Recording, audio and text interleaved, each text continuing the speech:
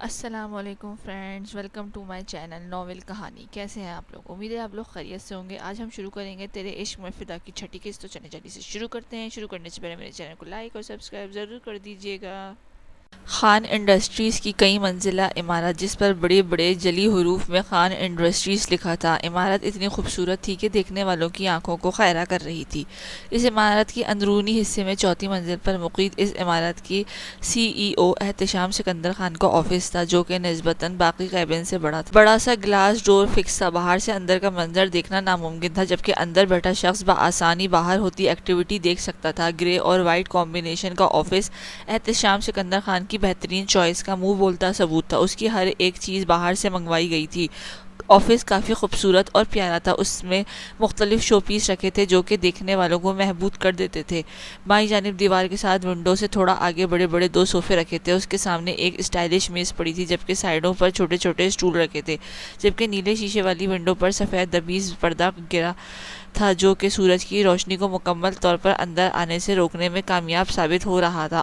Office کے اندر ہی پچھلی جانب ایک چھوٹا سا کمرہ تھا، جو کہ احتشام کے لیے الگ سے سٹنگ ایریا تھا، جس کو بلیک گلاس ڈور سے سیپریٹ کیا ہوا تھا۔ اس میں احتشام کی ضرورت کی تمام تر اشیاء موجود تھی کہ بعض اوقات اسے میٹنگ میں جانے کے لیے اتنی جلدی ہوتی تھی کہ وہ اپنے بنگلے پر جانے کے بجائے ادھر ہی اپنی تیاری کر کے چلا جاتا تھا۔ وہ جب خفیہ پاکستان آتا تھا، جس سے سکندر خان اور منصور خان دونوں بھائی واقف تھے۔ احتشام یہاں آ کر سب میٹنگ اٹینڈ کرتا تھا اور ایک دو دن رک کر واپس چلا جاتا تھا، کہ اس دوران سوائے دو نفوس کے حویلی کے کسی بھی فرد کو خبر نہیں ہوتی تھی۔ اب جب کہ وہ واپس آ گیا تھا تو پراپر طریقے سے اپنا کام سنبھال چکا تھا۔ لندن والا آفس اس نے مینیجر کے ہینڈ اوور کیا تھا، پر اب وہ زارون کو وہاں بھیجنے والا تھا۔ احمد ساحر کی شادی کے بعد زارون نے لندن جانا تھا، جبکہ احمد اور ساحر کو وہ اپنے ساتھ آفس رکھنے والا تھا، اور اپنے علاقے کے سارے کام جو کہ سکندر خان کی ذمہ داری تھی وہ احتشام اٹھانے والا تھا۔ سامنے ہی ٹیبل کے اس پار وہ بلیک 3 پیس میں بال جیل سے سیٹ کیے سربراہی کرسی پر براجمان تھا۔ بلیک کوٹ اس نے نکال کر اپنی چیئر کی پشت پر ڈالا ہوا تھا۔ کف کونیوں تک فولڈ کیے وہ لیپ ٹاپ پر تیزی سے انگلیاں چلاتا نظر اسکرین پر مرکوز کیے خاصا مصروف لگ رہا تھا۔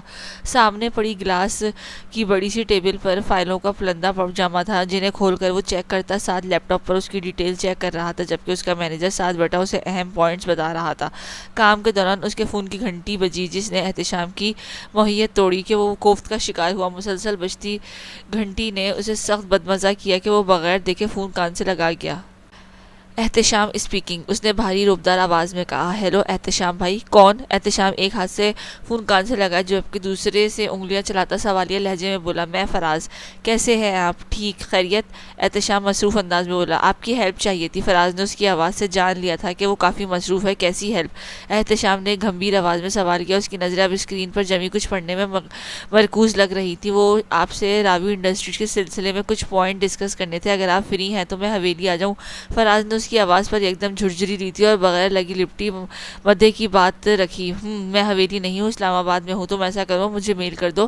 احتشام نے گہرا سانس بھرا اور کرسی کی پشت سے ٹیک لگا کر آرام دہ حالات میں بیٹھا۔ سر، آپ کی میٹنگ کا وقت ہو گیا ہے، تبھی اس کے مینیجر نے آگاہ کیا۔ اوکے فراز، تم مجھے میل کر دو، میں فری ہو کر اسٹڈی کر کے تمہیں کلیئر کرا دوں گا۔ احتشام مصروف انداز میں بول کر فراز کی سنے بغیر کال منتقل کر چکا تھا۔ صبح ہی فیروز خان ڈسچارج ہو کر حویلی آ گئے تھے۔ ارتضیٰ ان کو گھر لے آیا تھا۔ اس دوران عباس اور ارحم کسی سائے کی طرح فیروز خان کے پاس رہے تھے اور اپنی باتوں سے ان کی طبیعت خاصی بہتر کر چکے تھے۔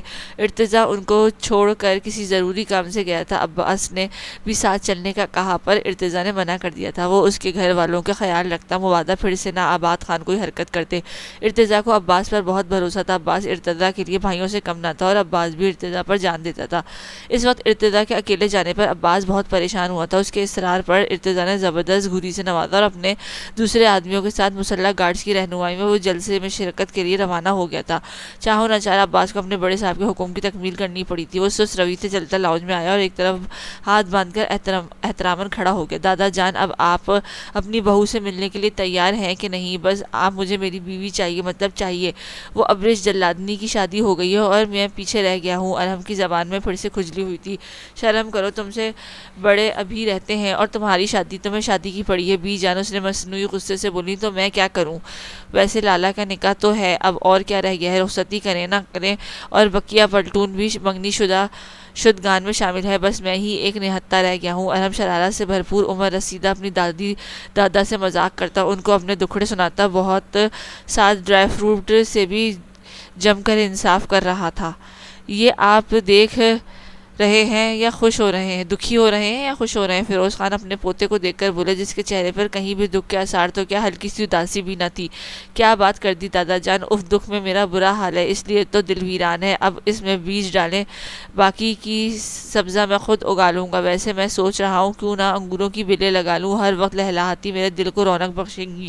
بیٹا آپ بیلیں نہیں بیل لگاؤ، بیل، ورنہ جس کے لیے سبزہ اگا رہے ہو تمہارا دل مزید بنجر کر دے گی۔ بی جان بھی جہاں دیدہ تھی، کیوں کیسے نہ ارحم کی شرارت سمجھتی، جو بات میں ہی ایک سے زیادہ شادیاں کا ذکر کر گیا تھا۔ مطلب آپ مان گئی ہیں؟ ارحم ہوا میں اچھال کر منہ میں کیچ کرتا خوشی سے کھل اٹھا تھا۔ بتاؤ کب جانا ہے؟ جب آپ کہیں۔ میں چاہتا ہوں یونیورسٹی اپنی بیوی کے ساتھ جایا کروں۔ ارحم شرمانے کی ایکٹنگ کرتا، بی جان کا پلو منہ میں دبائے، دانت نکالتے دائیں بائیں چہرہ کیے بولا۔ اس کی حرکت پر وہ سب مسکرا دیے۔ تبھی ارحم بی جان کی گود میں سر رکھ کر لیٹ گیا اور بی جان کے ہاتھ میں لٹکتی تسبیح کے دانے گننے لگا۔ ویسے میں بہت خوش ہوں خان صاحب۔ بی جان ارحم کو دیکھ کر فیروز خان سے بولی۔ شکر ہے آج ہماری بیگم بھی خوش ہیں۔ فیروز خان نے نظروں کے حصار میں لیے خفیف سا طنز کیا۔ تو اور کیا، اب ہمارے گھر میں بھی رونق لگ جائے گی۔ ایک طرف ارتضیٰ کی دلہن اور دوسری طرف ارحم کی دلہن۔ بی جان خوشی سے چور لہجے میں بولی، ٹھیک ہے بیگم، ارتضیٰ سے مشورہ کر کے چلتے ہیں بچی کے گھر۔ فیروز خان نے بھی خوش کن لہجے میں جواب دیا۔ عباس دیکھ رہے ہو؟ ارحم نے عباس کو جتلانے والے انداز میں دیکھا، گویا بتانا چاہ رہا ہو کہ وہ بھی اب شادی کرنے والا ہے۔ نہیں جی، عباس مؤدبانہ سا بولا۔ سن تو رہے ہو؟ ارحم نے دانت پیستے کہا۔ جی چھوٹے صاحب۔ جاؤ پھر مٹھائی لے آؤ، تمہارا چھوٹا صاحب بھی شادی کا لڈو کھانے والا ہے۔ جی صاحب۔ ویسے صاحب جی ابھی وقت ہے، سوچ لیں، یہ لڈو بعد میں بہت پریشان کرتا ہے۔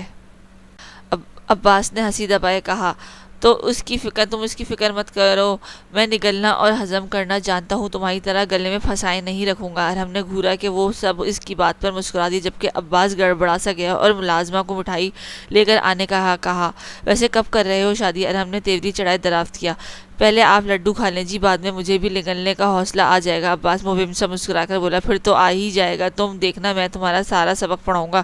ویسے کیسے لڈو کو کھاتے ہیں اور کیسے ہضم کرتے؟ اس سے پہلے کہ وہ مزید گوہر افشانی کرتا، بی جان نے دھپ رسید کرتے پھر اس کی زبان کو بریک لگی، جبکہ عباس سر جھکائے ہنسی روکنے کے چکروں میں تھا۔ بیگم مجھے کمرے میں لے چلو، فیروز خان کی تھکی سی آواز آئی۔ آپ بیگم سے زیادہ فرینک نہ ہو، میں لے جاتا ہوں۔ ارحم نے ٹکڑا لگایا، رہنے دو، آپ مجھے میری بیوی کے ساتھ جانا ہے۔ فیروز خان نے گھورا، ہاں اس عمر میں فلرٹ کرتے ہوئے شرم نہیں آتی آپ کو دادا جان؟ ارحم نے ہاتھ نچا کر کہنے پر وہ بیچارے گڑبڑا گئے۔ عباس ارتضیٰ سے بولو، اس کا بھائی ہمیں پھر سے بیمار کرنے پر تلا ہے۔ فیروز خان ارحم کے لیے سزا سنا کر اپنے کمرے میں چلے گئے، جبکہ بی جان پھر مسکراتی ہوئی اس کے پیچھے ہولی، خبردار جو لالا کو فون کیا تو کام کرنے دو ان کو، اور تم پریکٹس کرو لڈو نگلنے کی۔ ارحم عباس کی جیب میں فون نکالتے دیکھ کر سخت لہجے میں بولا اور باہر نکل گیا۔ تم بڑی خوش ہو؟ ابریش احمد لبوں پر شرارتی مسکراہٹ سجائے دونوں ہاتھ پینٹ کی پاکٹ میں ڈالے بڑے آرام سے دھیمی چال چلتا اس کے کمرے میں داخل ہوا، کیونکہ اس وقت حویلی کے نکمے بچے سوائے احتشام سکندر خان کے سب ابریش کے کمرے میں محفل جمائے کیرم بورڈ کے پر اکچھے اڑانے میں تلے ہوئے تھے۔ آپ نکلو میرے کمرے سے۔ احمد بھائی، ابریش جو اپنے بیڈ پر بیٹھی پڑھنے میں مصروف تھی اس کو آتا دیکھ کر تڑک کر بولی، جبکہ باقی سب بیڈ پر تھوڑا دور کمرے کی وسط میں محرون کارپٹ پر گاؤ تکیے اور سٹنگ کشن رکھے، درمیان میں ایک چھوٹی ٹیبل پر اپنے گیم رکھے، اس کے گرد گول دائرے کی شکل میں بیٹھے تھے، حسب معمول کوک، لیس، پاپ کارن رکھے اور مزید 2-4 بیکری آئٹمز کی لوازمات ٹرے میں سجے پڑے تھے، جنہیں سب وقفے سے کھاتے ساتھ ہی گیم کھیل رہے تھے۔ اس گیم کے بعد ان کا ارادہ ہارر مووی دیکھنے کا تھا، جس کی پیش نظر ابریش رمشا کی بھیجی گئی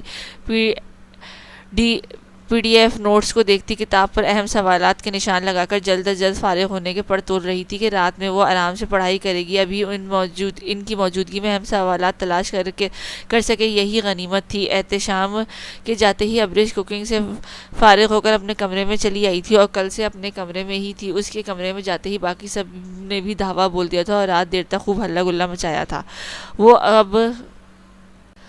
اب وہ سب اپنی ذمے ضروری کام نمٹا کر سب اس کے کمرے میں چلے آئے تھے۔ وہ پچھلے 2 گھنٹے سے سب گیم کھیلنے میں مصروف ہے، جب احمد بھی سکندر خان کا دیا کام، جو کہ باغات کا دورہ کرنا اور فصل کے متعلق تھا، کہ وہ اپنے ملازموں کے ساتھ بخوبی خوبانی آڑو اور سیب کے باغات کا جائزہ لے کر مالی اور مزدوروں سے بات چیت کر کے ان کی فصل تیاری پر معمولات کی وصولی کر کے اپنے ملازم کو نگراں بنا کر وہ اپنے ٹرک ڈرائیوروں سے میٹنگ کرتا ان کی سنا کر تھکا ماندہ آیا تھا۔ لاؤنج میں خاموشی پا کر وہ اپنے کمرے میں فریش ہو کر ابریش کے کمرے کی جانب بڑھا، جہاں سے ہلکا ہلکا شور اور کہکوں کی آوازیں آ رہی تھی۔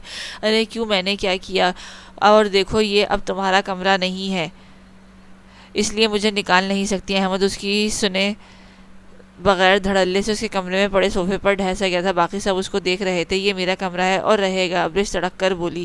اب تم پرائی ہو چکی ہو لڑکی، اور تمہارا شوہر کا کمرہ تمہارا ہے، اس لیے فٹافٹ سسرال پہنچو۔ احمد لیز کھاتا اور کولڈ ڈرنکس کی سپ لیتا بے نیازی سے بولا، جب سسرال ہی یہاں پہنچ جائے تو میری وہاں جانے کی کیا تک؟ ابریش نے گھورا، دیور اور بھائی ہوں، جبکہ مورے اور بابا تو وہیں ہیں، اس لیے واپس جاؤ، ورنہ میں ابھی احتشام بھائی کو بتاؤں گا۔ احمد نے سلگایا، نہیں ڈرتی میں آپ کے احتشام جلاد سے، اب کمرے میں آنے کے لیے مجھے ان کی اجازت درکار ہوگی۔ بھائی کے جاتے ہی تم خوشی سے جشن منا رہی ہو۔ احمد نے سجے لوازمات کی جانب اشارہ کیا، جبکہ ابریش منہ کھولے گھورنے لگی۔ اس جشن میں آپ بھی برابر کے شریک ہیں، بس بھی کرو۔ احمد کیوں بچی کے پیچھے پڑ گئے ہو؟ تمہارا بھائی کیا کم ہے؟ مانور نے گھورا، کم تو میں بھی نہیں ہوں، بس موقع نہیں مل رہا۔ احمد اس کی جانب جھک کر معنی خیز سرگوشی میں بولا کہ مانور گھور کر رہ گئی۔ چھچورے بڈھے مانور بڑبڑائے، ای خبردار، جو میرے بھائی کو بڈھا بولا تو سجل گیم چھوڑ کر فوراً میدان میں کودی۔ اسے صدمہ ہی لگ گیا تھا کہ اپنے موسٹ اسٹائلش پرسنالٹی بھائی کے لیے یہ لفظ سن کر۔ اس کی تیز تراری پر ساحر فقط دیکھ کر رہ گیا۔ ابھی نہیں ہے، پر ہونا تو ہے نا، اس لیے میری جانب سے ایڈوانس۔ مانور شانے اچکا کر بولی۔ سجل چندہ، تمہاری بھابھی کو میں اس سے پہلے کہ وہ کچھ کہتا اپنی جانب 2 ہٹے کٹے سالوں کی کٹیلی نظریں خود پر جمی دیکھ کر پینترا بدلا، تمہاری بھابھی کو میں کبھی بڈھا نہیں لگوں گا۔ احمد منہ بگاڑتے ان دونوں کو دیکھ کر بولا کہ بے ساختہ سب کے چہرے پر مسکراہٹ در آئی۔ اب آئے نا لائن پر، جدھر موقع ملتا اپنی مصنوعی نادیدہ سرخاب کے پر لگے بھائی کے ڈراوا دیتے۔ اب کی بار اس کی بخشش کر رہی ہوں، اگلی بار آپ کو فقط روح رہ جائے گی جو حویلی میں منڈلاتی پھرے گی، کیونکہ آپ کو میں مار مار کر آپ کے بھائی کے آفس پھینکاؤں گی۔ پھر کرتے رہنا لائیو کوریج۔ جبکہ احمد کا زور کا اچھو لگا تھا اس کے خیالات جان کر۔ بھابھی، رباب کو تو صدمہ لگا تھا اپنے بھائیوں کی تصور میں درگت بندی دیکھ کر۔ کیا بھابھی؟ روشی آپی، آپ مجھے باگڑ بلے کے حوالے مت پکارے کریں۔ ابریش جھنجھلائی، اب تو ان کی ہو تو حوالہ بھی ان کا ہی ہوگا نا، جمع ہو گئے چمچے چمچیاں۔ ابریش بڑبڑائی، نہیں جان، میں اور میرے بھائی ہرگز چمچے نہیں۔ مانور اپنے بھائیوں کی موجودگی میں شیرنی بنی اپنے دامن بچانے لگی، تم تو پتیلی ہو اور تمہارے بھائی پوری دیگے ہیں۔ احمد کو مانور کا ان پر ملبہ ڈال کر بری ذمہ ہونا مصنوعی حیرت کے سمندر میں ڈبو گیا تھا۔ دیکھ رہی ہو اپنے لموترے منہ کے جیسے بھائی کی شکل کو، کہیں سے لگتا نہیں کہ یہ احتشام سکندر خان کا بھائی ہے۔ ساحر احمد کو گھور کر سجل سے بولا، اوئے میری بہن سے کیا کہہ رہا ہے؟ وہ مرد ہو تو مرد سے بولو۔ جبکہ احمد نے للکارا، تیری مرد کی تو ایسی کی تیسی۔ وہ اس پر جھپٹا اس سے پہلے کہ احمد نے فل اسپیڈ سے دوڑ لگائی، جبکہ ابریش اور زارون نے ان کو نظر انداز کرتے اپنے گیم اسٹارٹ کر چکے تھے۔ ارتضیٰ اپنے آدمیوں کے ساتھ اپنی گاڑی میں جلسے کی منتخب کردہ جگہ کی جانب رواں دواں تھا، جہاں اس کے سارے حلیف جمع تھے اور ارتضیٰ کا انتظار کر رہے تھے کہ جلسے میں مرکزی تقریر اس کی ہونی تھی۔ وہ موبائل پر محو گفتگو مرسیڈیز کی پچھلی نشست پر آرام دہ حالت میں بیٹھا تھا۔ عباس کے ساتھ نہ ہونے کی وجہ سے ڈرائیور اور اس کے گارڈ چوکنا اگلی سیٹ پر برجمان تھے۔ روڈ پر تیزی سے 8-9 گاڑیوں کے مابین ارتضیٰ خان کی بلیک مرسیڈیز تھی۔ اچانک سے بریک نے جھٹکا لگا کر بریک لگائی کہ ٹائروں کی چرچراہٹ کا شور فضا میں گونج اٹھا تھا، گویا بہایت کم فاصلے پر گاڑیاں کنٹرول کرنے کی خاطر بریک لگائی گئی تھی کہ جھٹکے سے شور کے ساتھ تمام گاڑیاں رکتی چلی گئیں۔ ارتضیٰ کے وجیح چہرے پر غضب کے تاثرات ابھرے تھے۔ وہ شعلہ بار نگاہوں سے اپنے آگے رکی گاڑیوں کو گھور رہا تھا کہ اسے جلد از جلد پہنچنا تھا، اس سے پہلے کہ وہ پہنچتا اگلی گاڑی سے بارودی گارڈز اتر کر پیچھے کو بھاگے اور اس کی گاڑی کے چاروں طرف پھیل گئے، جبکہ پچھلی گاڑیوں سے بھی گارڈز اتر کر گن تھامے چوکنا نظر آئے۔ تبھی ایک نے ارتضیٰ کی سائیڈ والا شیشہ بجایا تو ارتضیٰ نے بغیر دیر کیے بٹن پریس کر کے ونڈو گلاس نیچے کیا اور رکے کیوں ہو؟ ارتضیٰ نے آئیبرو اچکاتے بھاری لہجے میں استفسار کیا۔ تبھی اس کے کانوں میں بھی آوازیں گونجنے لگی جو کہ گاڑی کے بند شیشوں کے باعث اندر آنے سے محروم تھی۔ صاحب آگے دھرنا ہے جی، روڈ بلاک کر کے بیٹھے ہیں، کسی صورت ہٹنے کا نام نہیں لے رہے، کس کے کارکن ہیں؟ ارتضیٰ نے تیوری چڑھائی اور گمبھیر لہجے میں دریافت کیا۔ مخالف کے جی، وہ ادب سے بولے۔ یہ سن کر ارتضیٰ کا چہرہ یکلخت سرخ پڑا تھا، غصے میں یہ احتشام سے بھی زیادہ تیز تھا۔ بس ایک وجہ تھی کہ وہ اپنا غصہ ایکسپوز کرنے میں سیکنڈ نہیں لگاتا تھا، اور ارتضیٰ اس غصے کو اس وقت تک دبائے رکھتا تھا جب تک وہ مخالف کو اس کے انجام تک نہ پہنچا دیتا۔ تب تک اس کے چہرے پر چھائی سرد مہری اور وحشت رقصہ رہتی، اور مناسب وقت دیکھ کر اپنے دشمن پر کاری ضرب لگا کر اس کو ایسی ٹھیس پہنچاتا کہ وہ بلبلا اٹھتا۔ تبھی تو جتنے اس کے حلیف تھے اس کی زیادہ حریف تھے، وہ خود تو سامنے نہ آتے پر ایسی اوچھے ہتھ کنڈے بروئے کار لا کر اس کی راہ میں رکاوٹ بننے کی سر دھڑ کی بازی لگاتے کہ ارتضیٰ خان وہ پہلا تھا کہ جو ڈنکے کی چوٹ پر اس علاقے کا اور اس کے مضافات میں اپنی بہادری اور کھرے پن کی وجہ سے لسٹ میں اول تھا، اور اس کو مسلسل ملنے والی ترقی اور الیکشن میں حاصل ہونے والی کامیابی کی وجہ سے آباد خان جیسے لوگ اس کے پیچھے پڑے اس کو اس کی جگہ سے ہلانے کے تابڑ توڑ کوشش میں مصروف رہتے تھے۔ صاحب جی، آپ باہر مت آئیے، دشمنوں کی کوئی چال بھی ہو سکتی ہے۔ ارتضیٰ کو اترتے دیکھ کر اس کا گارڈ بڑبڑایا۔ اس بار ان سے بات کرنا ضروری ہے، میں فضولیات میں وقت گنوانا نہیں چاہتا، اور ان کی منشا جاننا بھی اہم ہے۔ ارتضیٰ نے تیز نظروں سے اسے گھورا اور سرد سے دروازہ کھول کر باہر آیا۔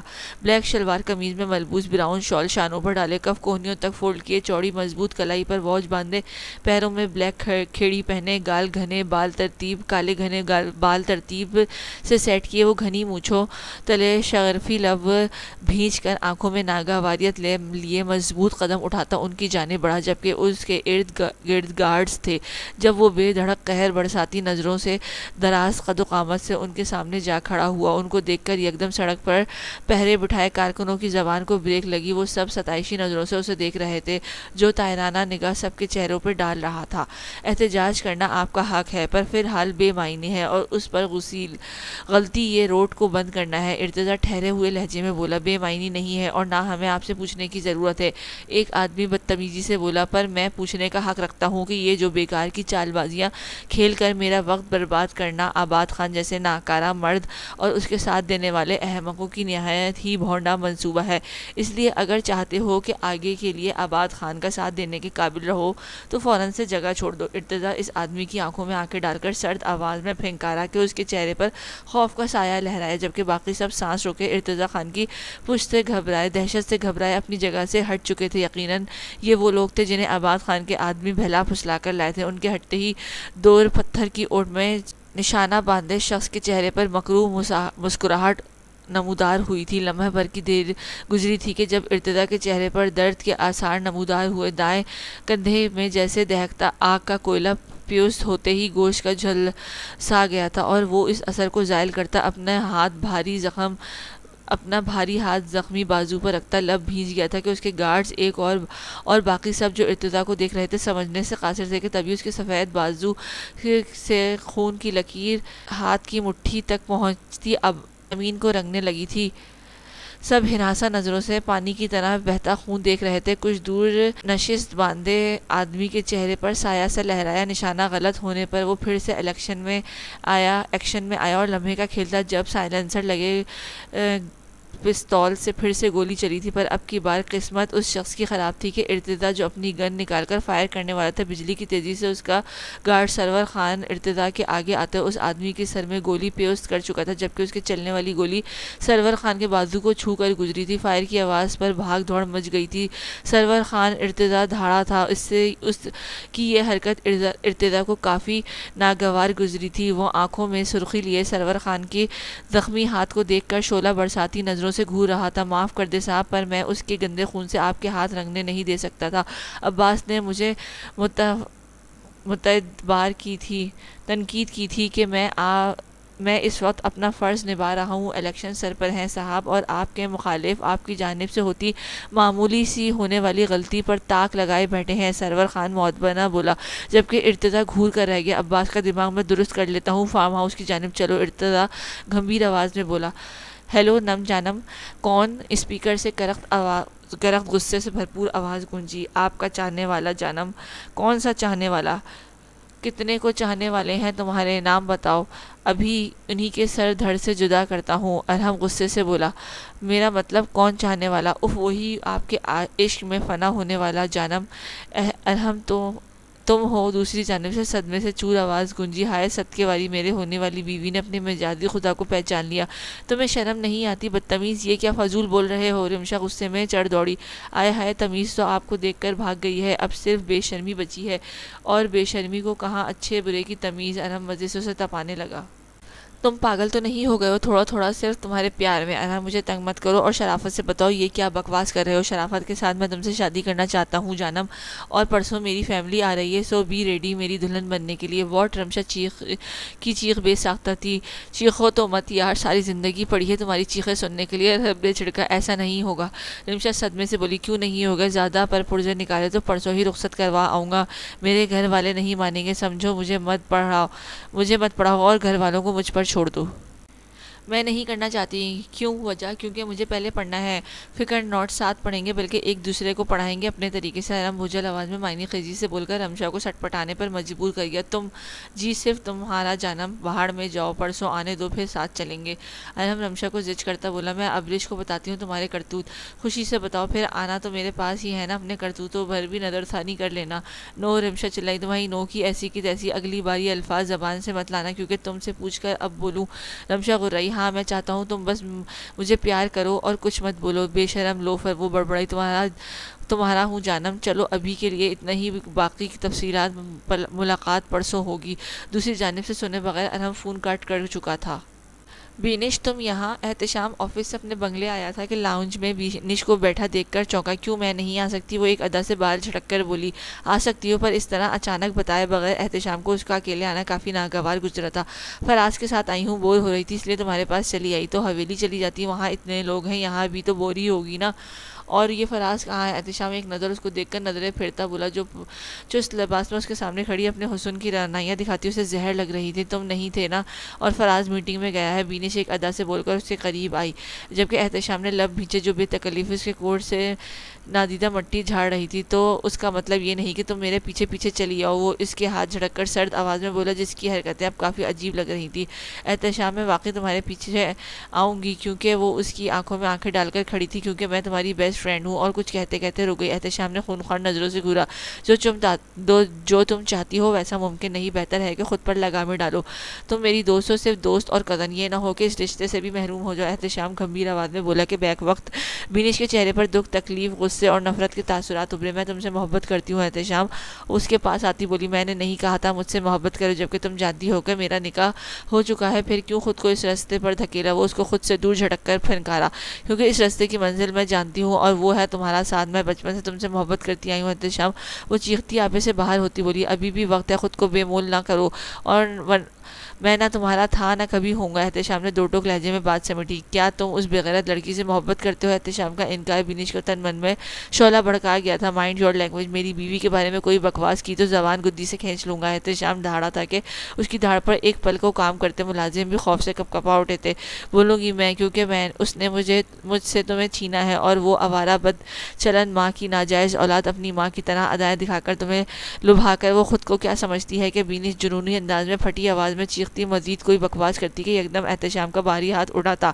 چٹاخ چٹاخ کی آواز کے ساتھ اس کی زبان کو بریک لگی اور لاؤنج میں ایک دم سکوت چھا گیا تھا۔ احتشام کے بھاری ہاتھ کا تھپڑ اس کے چہرے کے دائیں بائیں پڑتے اس کی بولتی بند کروا گیا تھا۔ اس سے پہلے کہ تمہاری زبان کے ٹکڑے ٹکڑے کر دوں، دفع ہو جاؤ یہاں سے۔ احتشام غصے سے پھولتی سانسوں کے مابین دھاڑا تھا کہ بینش ڈر کر 4 قدم پیچھے ہوئی تھی۔ نکلو یہاں سے، تم انتہا کی گھٹیا نکلو گی، مجھے اندازہ نہیں تھا، بھول کر بھی میری بیوی کے بارے میں بکواس کی تو تمہیں زمین میں دفنا دوں گا۔ احتشام لال انگارہ آنکھوں سے اس کو دیکھتا لہجے میں چٹانوں کی سختی سموئے بولا، فراز کے آنے تک میں تمہارا وجود برداشت کر لیتا ہوں، اس کے آتے ہی یہاں سے نکل جانا۔ وہ حتی الامکان لہجے کو خشک رکھتے بولا اور اس کے ساکت وجود پہ قہر برساتی نظر ڈال کر زینے چڑھتا اپنے کمرے کی جانب بڑھا۔ اس نے کمرے میں قدم رکھا ہی تھا کہ میسج ٹون نے متوجہ کھینچی۔ احتشام نے اگنور کیا پر دوسری بار پھر سے بجی تو وہ انٹرکام پر ملازم کو پانی لے کر آنے کا کہہ کر صوفے پر بیٹھا اور فون نکال کر میسج چیک کیا۔ جیسے ہی نظریں سامنے نظر آتی تصویر پر پڑی، احتشام کا دماغ جو پہلے ہی کھول اٹھا تھا، مزید ان تصویروں نے جسم میں آگ سی بھر دی تھی۔ چہرہ خطرناک حد تک سرخ پڑ گیا تھا، ماتھے کی رگیں تن گئی تھی۔ وہ ضبط سے ساری تصویریں دیکھ رہا تھا، جہاں ابریش دوپٹے سے بے نیاز لاپرواہ انداز میں بیڈ پر سوئی تھی، بال تکیے پر بکھرے تھے، شرٹ بے ترتیب تھی اور خود سے بیگانہ نیند کے مزے لوٹ رہی تھی۔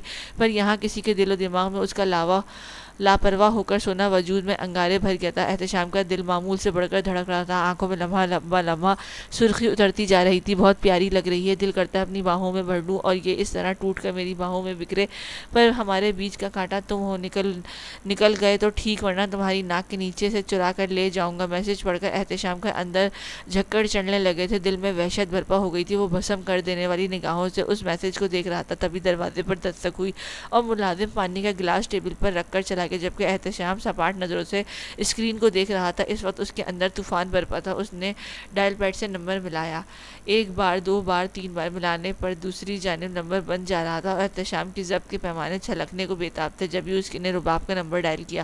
السلام علیکم بھائی، کیسے ہیں؟ دوسری جانب سے رباب کی چہکتی آواز آئی۔ گڑیا، ابریش کہاں ہے؟ احتشام نے بھاری لہجے میں پوچھا۔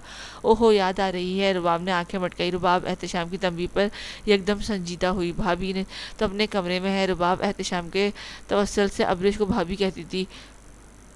احتشام بڑا تھا، اس ناطے ابریش کی عزت ان پر بجا تھی۔ گھر میں کوئی آیا ہے کیا؟ وہ چاہنے کے باوجود اپنے لہجے کو سخت ہونے سے باز نہیں رکھ پایا تھا۔ نہیں تو بھائی، کوئی نہیں آیا۔ گڑیا، یاد کرو کوئی آیا ہو؟ احتشام نے پوچھا۔ نہیں بھائی۔ اچھا، ابریش سے بات کرو، وہ ابھی جا کر کرواتی ہوں۔ وہ اور تم ٹھیک ہو؟ احتشام نے رباب کا پوچھا۔ ہاں جی بھائی، میں ٹھیک، اور بھابی تو ایکسٹرا ٹھیک ہے۔ رباب نے ابریش کی چنچل طبیعت کا ہی بتا ڈالا۔ اس نے تو ہونا ہی تھا، میں جو نہیں ہوں۔ احتشام ہنوز لہجہ برقرار رکھے بولا۔ بھائی، بھابی تو سو رہی ہیں۔ رباب ابریش کے کمرے میں آ کر اسے نیند میں دیکھ کر بولی۔ احتشام نے سن کر مٹھیاں بھیچی۔ جگا دو احتشام نے کرخت آواز میں کہا۔ ابریش، اٹھو اٹھو بھی۔ کیا ہوا؟ ابریش نے مندی مندی آنکھیں کھول کر سر پر کھڑی رباب کو دیکھ کر پوچھا۔ یہ لو بات کرو، کون ہے؟ ابریش نے حیرانگی سے پوچھا۔ خود پوچھ لو۔ رباب اسے فون پکڑا کر کمرے سے نکل گئی۔ ہیلو۔ وہ فون کان سے لگا کر تکیے پر سر رکھ کر آنکھیں بند کیے بولی۔ کہاں تھی تم؟ اب احتشام کے غصے سے بھرپور غراہٹ اسپیکر میں گزری کہ ابریش نے یکدم جھرجھری لے کر فون کان سے تھوڑا دور ہٹایا اور منہ کے زاویے بنانے لگی۔ کیوں؟ اس نے لیٹے لیٹے ہی جواب دیا، گویا احتشام کو جلتی بھٹی کی نظر کیا۔ بکواس مت کرو، جو پوچھا اس کا جواب دو۔ کہاں تھی تم؟ فون کہاں ہے تمہارا؟ احتشام غصے سے بھڑکتا جا رہا تھا۔ غصے کی شدت سے آنکھیں سرخ انگارہ ہو گئی تھی، ماتھے پر بے شمار بل پڑ گئے تھے، جبکہ گردن کی رگیں تن کر ابھر آئی تھیں۔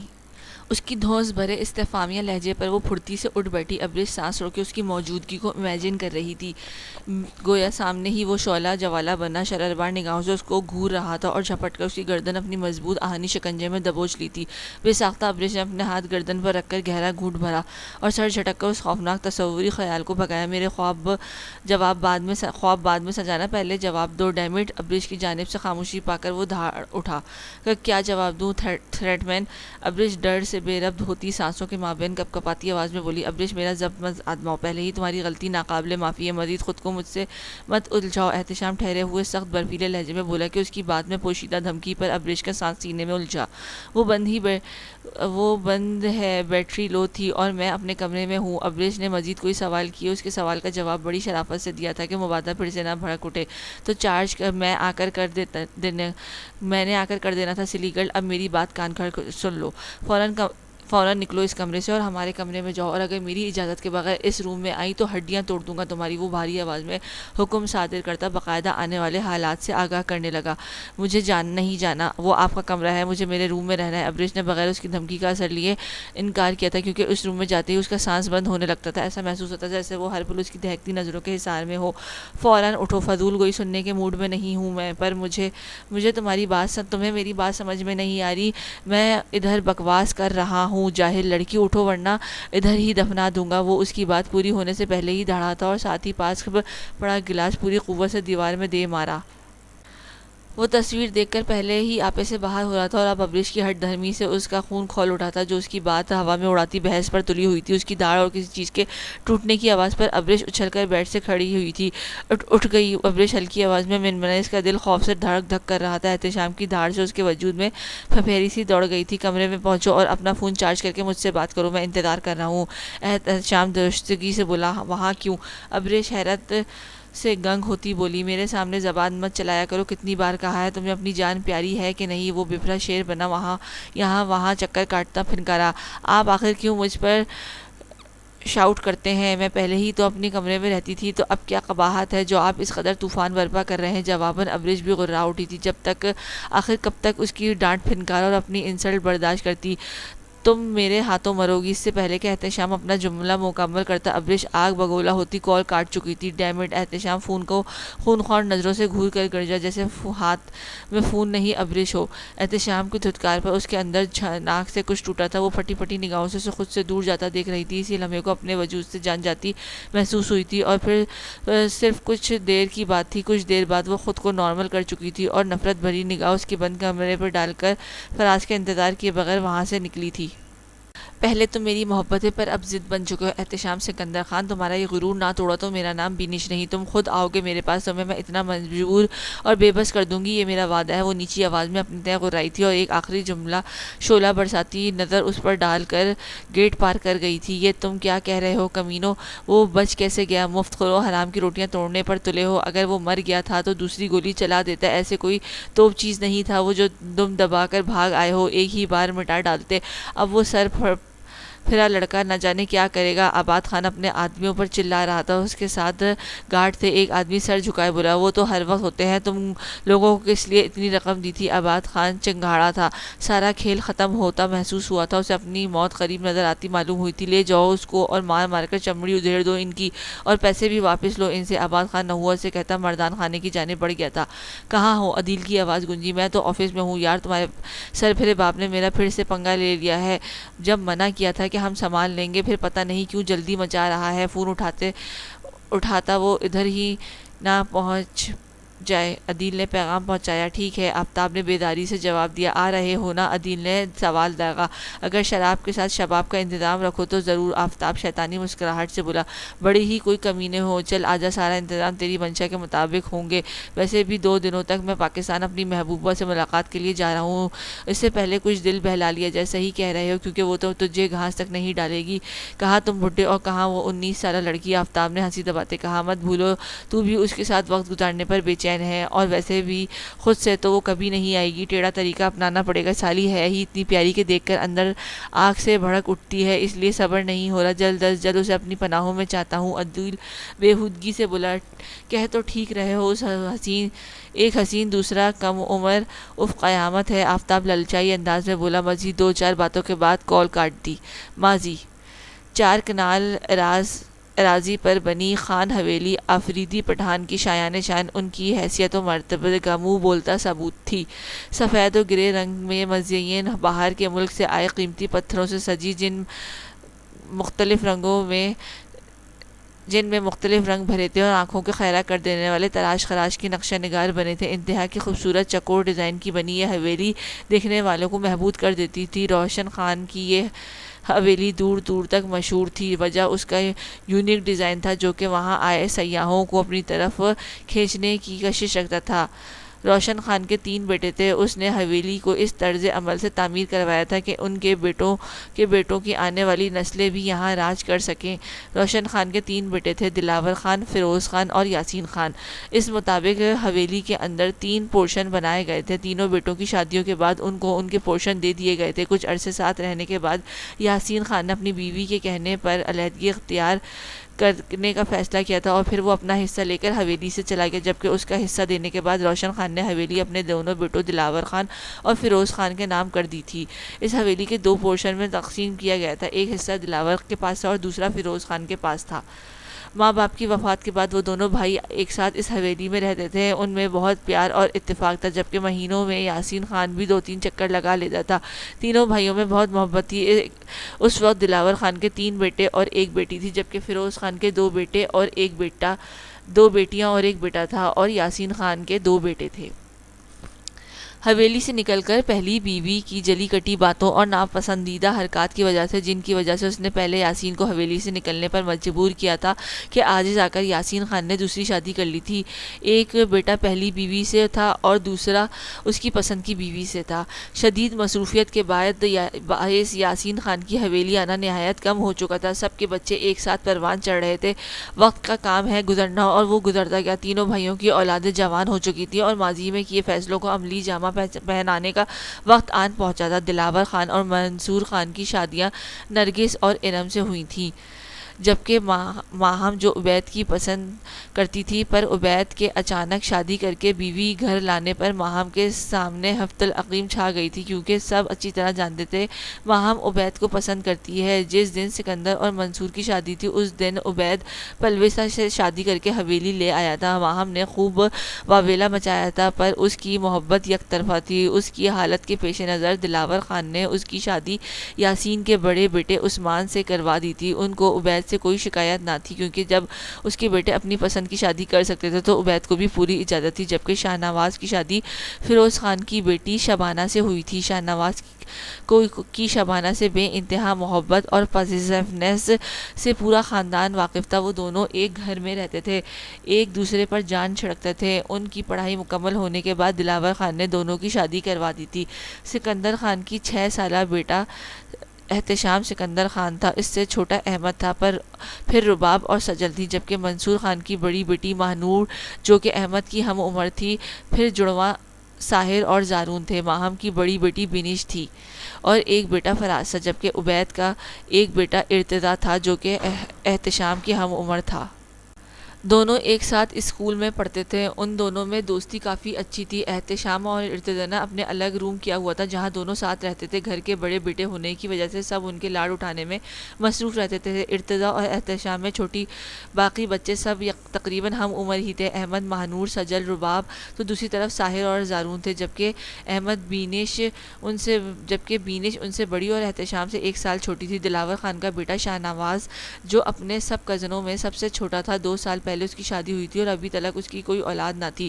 شبانہ کی جان احتشام میں بستی تھی۔ وہ سب بچوں کو ہی پیار کرتی تھی، پر احتشام سے لگاؤ زیادہ تھا اور احتشام بھی اپنی چھوٹی مما کا دیوانہ تھا۔ جبکہ فیروز خان جو دلاور سے چھوٹا تھا، اس کی چھوٹی بیٹی عریشہ ابھی پڑھ رہی تھی، تو دوسری جانب یاسین خان کا چھوٹا بیٹا جو کہ آؤٹ آف کنٹری تھا، اس کی شادی عریشہ سے طے پائی تھی۔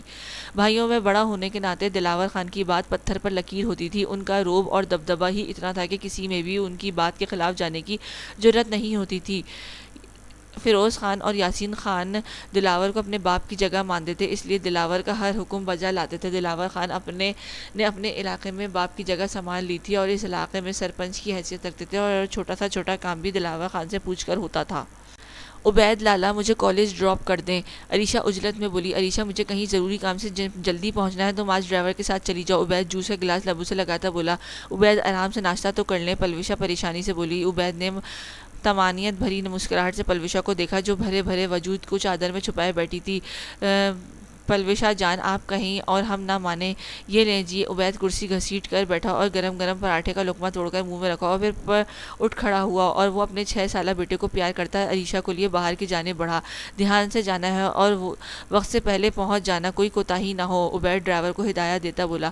شبانہ، شاہ نواز نے ریلنگ تھامے نیچے کی جانب ہلکا سا جھک کر شبانہ کو آواز دی، جاؤ جی، میاں جی کا بلاوا آیا ہے۔ ارم نے احتشام کے لیے فرائز بناتی شبانہ کو ٹھوکا دیا، جبکہ وہ شرمیلی مسکراہٹ لبوں پر سجائے فوراً سے باہر نکلی۔ اوپر آؤ، شاہ نواز نے گھورا جو اس کے آفس جانے کے وقت سے آنے کے وقت پر کمرے سے بھاگ جایا کرتی تھی۔ میں احتشام کے لیے فرائز بنا رہی ہوں۔ شبانہ نے اس کی تیوری دیکھ کر وہیں سے جواب دینا مناسب سمجھا، پہلے اس کے چچا کو تو اس کے ناشتہ کرا لو جو ضروری ہے، اور تم اچھی طرح جانتی ہو بغیر ناشتہ کیے میں ہرگز نہیں جاؤں گا۔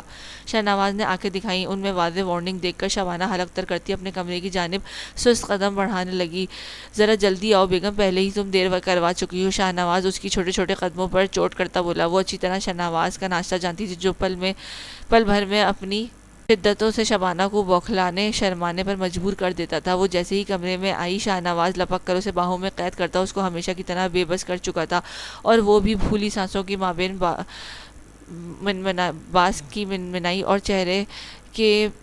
چہروں پر سرکتے ہونٹوں کو جا بجا لمس محسوس کرتی خود کو اس کے رحم و کرم پر چھوڑ چکی تھی۔ میں علیشہ سے شادی نہیں کروں گا بابا، یاسین خان کا چھوٹا بیٹا جو آج ہی باہر سے آیا تھا بگڑے تیور سے بولا۔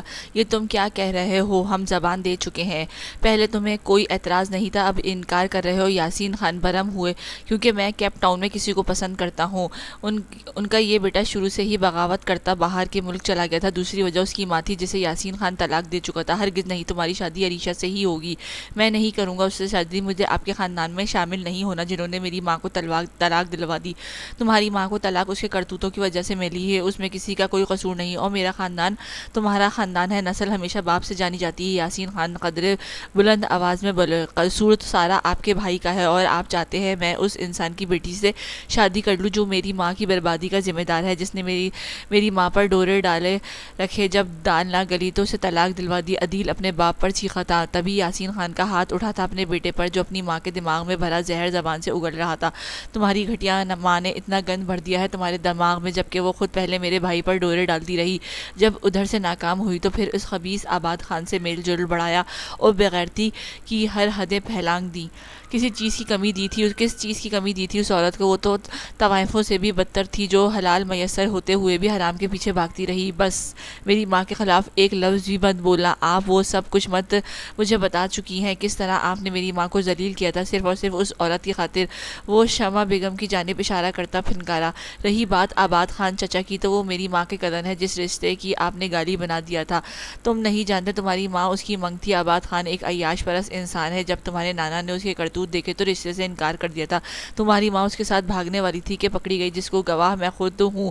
اس رات میں کسی کام سے تمہارے نانا کے پاس گیا تھا، تمہارے نانا نے میرے سامنے ہاتھ جوڑے کہ میں اس کی بیٹی سے شادی کر لوں۔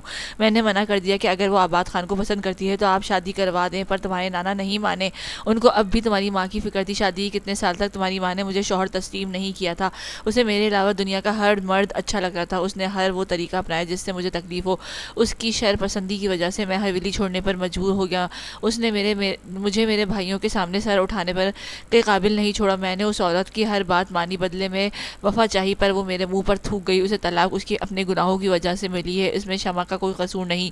یاسین خان بیٹے پر چنگاڑے، آپ جو بھی کہہ لیں، آپ کی من دھڑک پر میں یقین نہیں ہے مجھے، اور ویسے بھی آپ سے زیادہ عزیز مجھے آباد خان چچا ہیں جو مجھے آپ سے بہتر سمجھتے ہیں، اس لیے اپنے بھائی کو جا کر جواب دیں، کیونکہ شادی تو میں وہاں کبھی نہیں کروں گا، یہ میرا آخری فیصلہ ہے۔ وہ کہہ کر مڑا۔ ابھی بھی وقت ہے، اپنی ماں کی پڑھائی پٹیوں سے چھٹکارا پالو اور بجائے اس کے نقش قدم پر چلنے کے میری بات مان لو۔ یاسین خان اسی سرخ نظروں سے دیکھ کر تنبیہ کرتے بولے، میں اپنی زندگی کا ہر فیصلہ لینے کا حق رکھتا ہوں، اور وہ جو میرا دل کہے گا وہ کروں گا۔ وہ بھی دو بدو بولا، میں تمہیں بہتر انسان بنانا چاہتا ہوں، پر تم شاید اس قابل نہیں ہو۔ عدیل خان، اگر تم نے وہاں شادی نہ کی تو مجھ سے سارے تعلق ختم کرنے ہوں گے، کیونکہ ایک شرابی اور نفس پسند انسان کو میں ہرگز اپنے گھر میں جگہ نہیں دوں گا۔ یاسین خان نے آخری پتا پھینکا، ہاں ہاں، بڑی خبر رکھتے ہیں، خیر جیسا بھی ہوں آپ کا بیٹا ہوں، اس لیے باپ پر گیا ہوں۔ گستاخ باپ کو گالی دے رہا ہے۔ یاسین خان دھاڑے، جبکہ وہ بغیر کوئی اثر لیے لمبے لمبے ڈگ بھرتا باہر نکل گیا تھا۔ حال جی، ابرش نے فون کان سے لگاتے زہر خند لہجے میں جی کہا، اتنی اکڑ کس لیے دکھا رہی ہو؟ دوسری جانب پرسکون انداز میں جواب آیا تھا، آپ کیوں مجھے پریشان کر رہے ہیں؟ ابرش جھنجھلائی ہوئی بولی، ابھی پریشان کیا ہی کہاں ہے، کل آ رہا ہوں پھر بتاؤں گا تمہاری پریشانی ہونا کسے کہتے ہیں۔ دوسری جانب سے سلگایا گیا، جبکہ ابرش نے یکدم گھونٹ بھرا اور اس کمرے سے فراری کا سوچنے لگی۔ خبردار خبردار، جو اگر اس کمرے سے نکلنے کا سوچا بھی تو وہ بھی احتشام تھا، اس کی رگ رگ سے واقف تھا، بھلے ہی کتنی بیزاری دکھائے، نفرت کی پرچار کرے، پر وہ ابرش کے بارے میں مکمل خبر رکھتا تھا، اتنی سی کہ اس کی شرارتی دماغ میں پنپتے سوچوں سے بھی بخوبی واقف تھا۔ آپ کو کیسے پتا؟ ابرش ہمنگ بنی بولی، اسے چھوڑو، اب ذرا حساب کتاب کی طرف آؤ۔ وہ سرد آواز میں بولا، کیسے حساب کتاب؟ وہ میرا مطلب حساب کتاب؟ وہ الجھی سی فوراً تصحیح کرتی بولی، 2 دن میں اس گھر میں کیا گیا، تم اپنی منمانیوں پہ اتر آئی ہو؟ مطلب؟ ابرش نے فون کو گھورا، گویا احتشام کی یہ بات سخت ناپسند گزری ہو۔ مطلب یہ کہ جب تم رخصت ہو کر میرے کمرے میں آئی ہو پھر کیوں گئی اس کمرے سے؟ احتشام پرسکون انداز میں بیڈ پر سخت لہجے میں اپنا استغفار کر رہا تھا، میرا دل کر رہا تھا، مجھے ادھر سکون نہیں مل رہا تھا، اس لیے ابرش نے صاف گوئی سے کام لیا، واپس آ کر تمہارے سکون کا بندوبست کرتا ہوں۔ خیر یہ بتاؤ کہ تمہارے کمرے میں کون آیا تھا؟ احتشام پرسوچ انداز میں بولا۔ کیوں؟ ابرش نے حیرت سے پوچھا۔ بتاؤ۔ احتشام نے اس کی کیوں کو اگنور کیے سرد آواز میں استغفار کیا، احمد بھائی، ساحر، زارون، رباب، سجل، مہنور تھی، کس وقت؟ 3 بجے شاید، وہ میکان کے انداز میں بولا۔ اور گئے کب؟ 4 بجے شاید۔ تم کتنے بجے سوئی تھی؟ احتشام ڈی آئی جی کی طرح تفتیش کر رہا تھا۔ ابریش کو اس کی بیٹوں کے سوالوں پر سخت الجھن ہو رہی تھی، پر اس کی کرخت آواز میں کہنے پر جواب دینے پر مجبور تھی۔ ان کے جانے کے فوراً بعد احتشام کی تصویروں کی ٹائمنگ دیکھی جو 4:30 کی تھی۔ ان کے بعد کوئی کمرے میں آیا تھا کیا؟ اب اگلا سوال کیا گیا۔ نہیں، کوئی نہیں۔ آپ کیوں پوچھ رہے ہیں؟ ابریش نے دماغ میں گھومتا سوال پوچھا۔ تم اب اسی کمرے میں رہو گی؟ احتشام نے حتمی لہجے میں کہا کر ہمیشہ کی طرح اس کے سوال کو اگنور کر کے کال کٹ کر دی۔ اچھی طرح جانتا تھا کہ یہ جو کوئی بھی غلطی سے بھی اس کے کمرے میں آس پاس آنے کی غلطی نہیں کرے گا، اس لیے ابریش پر ضرورت سے زیادہ سختی برتی تھی کہ اس کمرے کے علاوہ کہیں نہ رہے، کیونکہ احتشام کی پورشن کی طرف آنے کا کسی کو اجازت نہ تھی۔ اگر کوئی یہاں آ جاتا تو احتشام کے سخت عتاب کا نشانہ بنتا تھا۔ عجیب ہے، سائیکو آدمی، ابریش بڑبڑا کر رہ گئی تھی۔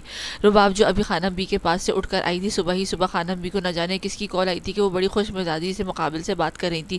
وہ صبح کی تازہ ہوا کھا کر اپنے کمرے میں آئی تھی کہ اس کے فون کی میسج بھی بجی۔ اتنی صبح میسج ٹون پر رباب چونکی اور ہاتھ اٹھا کر سائڈ ٹیبل پر فون اٹھا کر میسج چیک کیا کہ خان نام سے میسج نوٹیفیکیشن موبائل اسکرین پر جگمگا رہا تھا۔ یکدم سے ارتجا کے ساتھ بیتے لمحے آنکھوں کے پردے پر جھلملانے لگے کہ اس کی رنگت یخلخت سکھ پڑ گئی تھی۔ اس نے دھڑکتے دل اور قندھاری چہرے سے شرمگی مسکراہٹ چہتائے کپ کپاتی نگاہوں سے اسکرین پر ٹچ کیا کہ سامنے اپنا نام لکھا دیکھا۔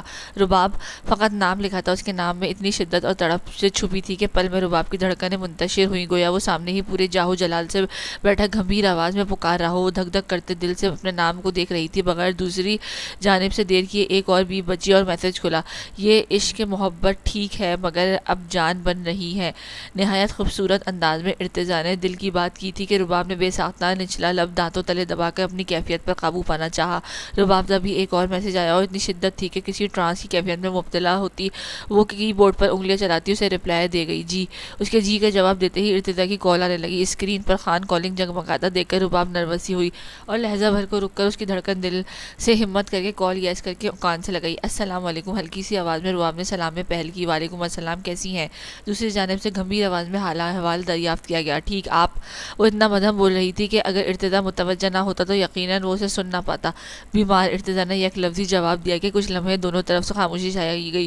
رباب لب کچلتی پوچھنے کے لیے بےتاب ہوئی پر ہمت نہ کر پائی۔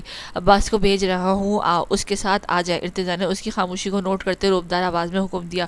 مگر کیوں؟ رباب نے حیرت سے مدھم آواز میں پوچھا۔ بیمار ہوں، علاج چاہتا۔ ارتجا نے بھوجل آواز میں کہا۔ میں کیسے؟ رباب اس کی معنی خیزی سے کہنے پر کپکپاتی آواز میں بولی۔ ڈونٹ وری، خانم بی سے اجازت لے چکا ہوں، آپ فوراً سے میرے پاس چلی آئے۔ وہ اس کی بات مکمل ہونے سے پہلے اس کے انکار کی وجہ ختم کر گیا۔ مجھے نہیں آنا۔ وہ یکدم روحان سی ہوئی۔ ریلیکس، 10 منٹ تک تیار ہوں اور بڑی سی شال اڑ کر آئیے گا، میں منتظر ہوں، ارتجا نے حتمی لہجے میں کہتے کال منقطع کرتی۔ ماضی، کیا ہوا تجھے؟ غصہ کیوں ہے؟ آفتاب نے اس کے چہرے کو دیکھ کر استفسار کیا۔ میرا باپ یاسین خان چاہتا ہے میں اس کی بھتیجی سے شادی رچاؤں، عدیل ہتے سے اکھڑتے بولا۔ تو اس میں کیا قباحت ہے؟ کر لے، آفتاب نے ڈرائی فروٹ منہ میں ڈالتے بے نیازی سے کہا۔ آفتاب، تو میرے ہاتھوں قتل ہو جائے گا، عدیل غرایا، جبکہ آفتاب کا قہقہ برخاستہ تھا۔ تو مت کر اس سے شادی۔ تبھی وہاں آباد خان چلا آیا جو غالباً ان کی باتیں سن چکا تھا۔ اگر شادی نہ کی تو میرا باپ ہر چیز سے بے دخل کر دے گا، عدیل غصے سے بولا۔ ایسا وہ چاہ کر بھی نہیں کرے گا کیونکہ تم اس کے چھوٹے بیٹے ہو اور آدھی سے زیادہ جائیداد تیرے نام ہے۔ آج نہیں تو کل ان کا دل تیرے لیے موم ہو جائے گا، بس تو وہ کر جو تمہیں صحیح لگتا ہے، آباد خان نے کہا۔ ویسے ایک بار اپنی کزن کو دیکھ تو لے، کیا پتا تیرا دل مائل ہو جائے، میں نے سنا ہے لڑکی بہت پیاری ہے اور ہے بھی کم سن۔ آفتاب نے پھر سے سلگایا۔ چچا، اس کی گردن میرے ہاتھوں چٹکے گی، میں بتا رہا ہوں، عدیل چلایا۔ ویسے کہہ تو یہ ٹھیک رہا ہے، کچھ وقت گزاری کے لیے اس لڑکی سے شادی نہ کرنا، وہ اور اسی طرح تیرا بدلہ بھی پورا ہو جائے گا۔ آباد خان نے شیطانی دماغ کو چلاتے اسے غلیظ مشورہ دیا، جبکہ عدیل اب کی بار سوچ میں پڑ چکا تھا۔ دلاور خان اور فیروز خان اپنی بیویوں کے ساتھ عمرے کی ادائیگی کے لیے گئے ہوئے تھے۔ دلاور نے اپنے چھوٹے بھائی یاسین خان کو بھی ساتھ چلنے کا کہا تھا، پر کچھ مصروفیت کے باعث اس نے بعد میں آنے کا پلان بنا کر رکھا تھا۔ بڑی حویلی کی تمام بہویں اپنے شوہروں کو بھیجنے کے بعد وہ ساری خواتین اس وقت لان میں بیٹھی چائے سے لطف اندوز ہوتی، ساتھ ساتھ قہقہے لگا رہی تھیں۔ آپ ہی مجھے آپ سے کچھ کہنا ہے، شبانہ نے نرگس بیگم کو مخاطب کیا۔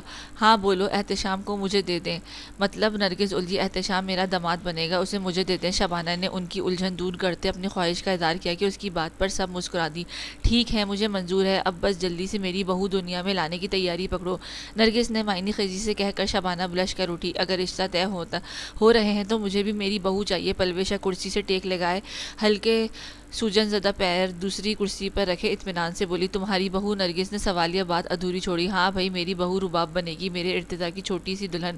پلوشا اپنی بات کہہ کر کھلکھلا اٹھی، جبکہ اب کی بار سب کا کہکہا گونجا۔ سب رشتے طے ہو رہے ہیں تو مجھے میرے دوسرے بیٹے احمد کے لیے بھی بہو چاہیے، نرگس نے ارم بیگم کو دیکھ کر کہا۔ مسکراتے آواز میں کہا، ماہنور آپ کی ہوئی آپی۔ ارم بیگم بغیر کسی تردد کے بول اٹھی۔ سب کے چہرے خوشی سے تمتما رہے تھے جو اپنے چھوٹے چھوٹے بچوں کے رشتے جوڑ رہی تھیں۔ اب مجھے میری بہو چاہیے، ارم نے آنکھیں گھما کر کہتے سب کو لوٹ پوٹ ہونے پر مجبور کر دیا۔ میرے ساحر کے ساتھ سجل کے جوڑ ہے۔ جبکہ نرگس بیگم نے مسکراتے یوں ہاں میں گردن ہلائی۔ شبانہ کے چہرے پر یکدم اداسی چھا گئی۔ اس نے صدقے دل سے دعا کی کہ اللہ جلد از جلد اس سے پیاری سی بیٹی سے نوازے۔ لے جی، ہو گئے سب کے رشتے، احتشام اور میری بیٹی ارتضا، رباب، احمد، ماہنور، ساحر اور سجل۔ شبانہ نے مسکراتی آواز میں سب کو ایک بار پھر بتایا۔ اب باقی رہ گیا زارون، وہ اپنی پسند سے کرے گا۔ جب زارون کے ساتھ کوئی جوڑ نہ بنا تو شبانہ نے حتمی لہجے میں کہتے ہاتھ جھاڑے، یہ تو ہو گئی ہماری خیالی پلاؤ کی دیگیں۔ اس کو حقیقی پلاؤ بنانے کے لیے ہمیں اپنے مرد حضرات کو اس خوبصورت بندھن سے آگاہ کرنا پڑے گا، وہ داجی کی عدالت میں مدعا بیان کر سکیں۔ پلوشا نے ان کو اگلا لائحہ عمل کے لیے تیار کیا۔ صحیح کہا، چلو بھائی لڑکیوں، آپس میں رشتہ داری بڑھانے کے لیے اور اپنی اپنی بہوؤں کو حاصل کرنے کے لیے کمر کس لو۔ آتے ہی اپنے شوہروں پر دھاوا بول دینا، ویسے بھی ہماری نیک خیالات سے وہ خوشی سے ناچنے لگیں گے۔ آفٹر آل ہم سب بھائیوں کو ہمیشہ کے لیے ساتھ جوڑنے والی ہیں۔ ارم بیگم نے شرارتی انداز میں کہا۔ سب نے یک زبان ہم تیار ہیں کا نعرہ لگایا، جبکہ لان میں خرگوش کے پیچھے بھاگتے ان کے ننھے بچوں نے پل بھر رک کر ان کی جانب دیکھا، پھر آپس میں کھیلنے لگے۔ کتنی دیر لگے گی گاڑی ٹھیک ہونے میں؟ عریشہ کی جھنجھلاہٹ سے بھرپور آواز گونجی۔ وہ گاڑی کا شیشہ نیچے کیے ڈرائیور سے مخاطب تھی۔ بی بی جی، تھوڑا ٹائم لگے گا۔ ادھیڑ عمر شخص گاڑی کے بونٹ پر پٹ اوپر کرتے تاروں کو دیکھتا بولا اور پھر اس پر فٹافٹ تلاش کرنے لگا، جبکہ عریشہ گاڑی کی سیٹ سے سر ٹکائے آنکھیں موند گئی۔ دلاور خان کی لاڈلی بھتیجی اور فیروز خان کی سب سے چھوٹی بیٹی عریشہ خان اپنے نام کی طرح نرم و نازک، خوش مزاج اور کم گو تھی۔ 18 سالہ عریشہ حسن میں اپنی بڑی بہن شبانہ کی طرح حسین تھی۔ نازک سا قیامت خیز سراپا کالج یونیفارم میں ملبوس، بلیک چادر اوڑھے، لمبے گھنے شہد رنگ بالوں کی پونی ٹیل بنائے، سرخ و سفید رنگت کی حامل عریشہ، چھوٹا سا گلابی جھلکتا گول چہرہ، موٹی موٹی سیاہ چمکدار آنکھیں، ان پر سایہ فگن گھنی مژگان، کھڑی تیکھی پتلی ناک، بھرے بھرے گلابی رخسار، دائیں جانب کی رخسار میں پڑتے ڈمپل جو اس کی مسکراہٹ میں چار چاند لگاتا تھا، باریک گلاب کی پنکھڑیوں کی مانند گزار لب، تھوڑی کی وسط میں نقطہ نما چمکتا تل جو اس کے حسن میں اضافہ اور نظر کا ٹیکا تھا کہ ملح شفاف بے داغ چہرے پر قاتل کالا تل بے ساختہ خوبصورتی کا باعث تھا۔ وہ مکمل حسن کا مجسمہ تھی۔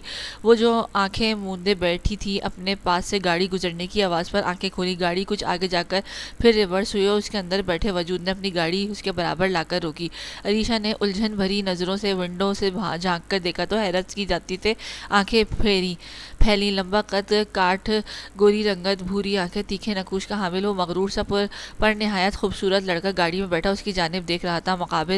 جبکہ مقابل کا بھی یہی حال تھا۔ وہ تو اس کا حسن دیکھ کر حیران رہ گیا تھا، کتنے سالوں بعد وہ دیکھ رہا تھا اور دیکھتے ہی پہچان گیا تھا۔ وہ شروع سے ہی حسن پرست تھا اور اب اس کو دیکھ کر جو اس کی منگ تھی، الگ قسم کے جذبات بھڑک اٹھے تھے۔ تبھی وہ گہری نظریں اس کے چہرے پر مرکوز کیے گاڑی سے اترا۔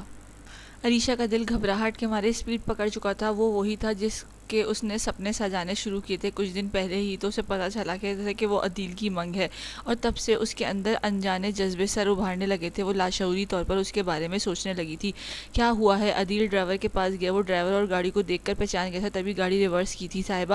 صاحب وہ گاڑی خراب ہو گئی ہے، وہ مؤدبانہ بولا۔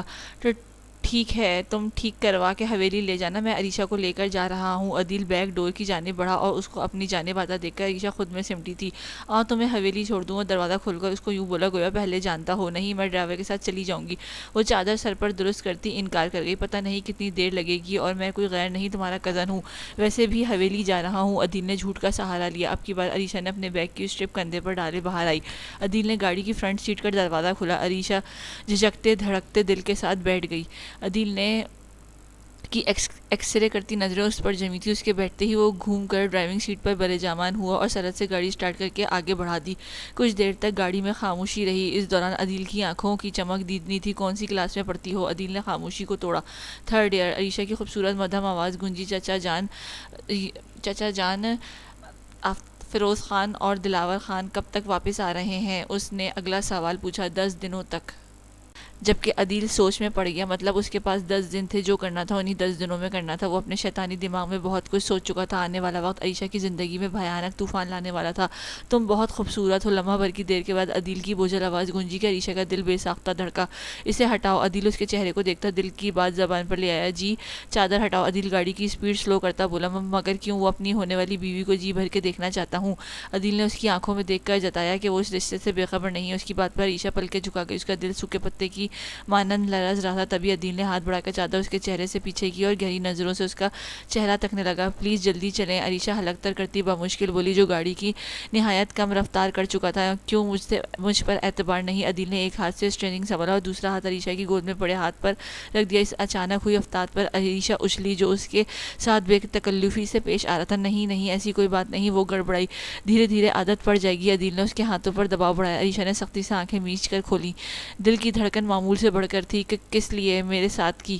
وہ دل فریب مسکراہٹ لبوں پہ سجائے بولا، ایک یہی ہنر تو تھا اس کے پاس کہ وہ بڑی آسانی سے لڑکیوں کو اپنی جھوٹی محبت کے جال میں پھنسا کر انہیں اپنا دیوانہ کر دیتا تھا اور پھر اپنا مطلب پورا کر کے ان کو چھوڑ دیتا۔ اس کی بات پر وہ دھیما سا مسکرا دی۔ جبھی گاڑی ایک بڑے سے گیٹ کے سامنے رکی، عائشہ نے اسے باہر رکتے دیکھ کر سوالیہ نگاہوں سے دیکھا۔ مجھے کچھ ضروری کام ہے، بعد میں آؤں گا۔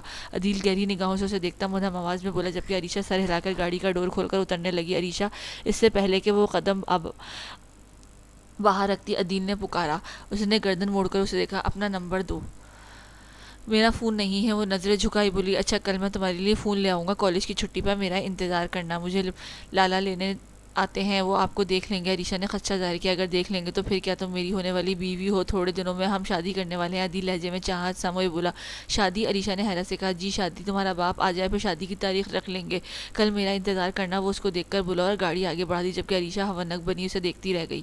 احتشام، مجھے بھی اپنے ساتھ کھلاؤ۔ بینش احتشام اور ارتضیٰ کو کھیلتے دیکھ کر ان کے پاس آئی۔ نہیں۔ احتشام نے یک لفظی جواب دیا اور زور سے بال کو ہٹ کیا۔ پلیز، وہ بالوں کو چھوتی بولی، جاؤ لڑکیوں کے ساتھ کھیلو اور ہمیں ہمارے گیم کھیلنے دو۔ وہ روڈ لہجے میں بولا، پر مجھے تمہارے ساتھ کھیلنا ہے۔ بینش رونی صورت بنائے بولی، جبکہ احتشام گھور کر رہ گیا، جو جب بھی حویلی آتی تھی اس کے ساتھ چپکی پھرتی تھی، جبکہ باقی بچے اپنے کھلونوں کے توڑ مروڑ کر ان کے پرزے نکالتے ایک دوسرے پر پھینک رہے ہوتے تھے، تو کچھ دیر کیرم بورڈ پر گرے پڑے تھے۔ میری گڑیا دو احمد، میری گڑیا دو۔ ماہنور نے اس کو اپنی گڑیا کے بان لوچ سے دیکھ کر چلائی، میں آج تمہاری اس گڑیا کو جلا دوں گا، تم نے میرا اسپائڈر مین توڑا ہے۔ احمد بھی اس کی انداز میں چلایا، گڑیا کی گردن مروڑ چکا تھا۔ صفی آپی، ساحر بھائی، زارون، وہ چنگاڑتی اپنی بھائیوں کو بولی جو اپنے چھوٹے سے کیرم بورڈ پر گیم کھیل رہے تھے، پتر شتر دے میری بہن کی گڑیا۔